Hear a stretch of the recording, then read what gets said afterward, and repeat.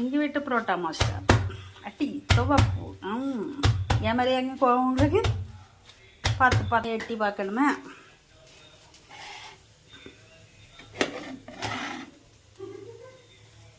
சுட சுட chicken gravy. இங்கே 2 போட்டு வச்சுருக்காங்களா? இங்கே காமிங்க மாஸ்டர். மாஸ்டர் மாஸ்டர் தமிழ்லாம் பேச மாட்டாங்க, ஹிந்தி தான் பேசுவாங்க. எல்லோரும் சாப்பிட வாங்க சரியா? எப்படி இருக்கு பார்த்தீங்களா?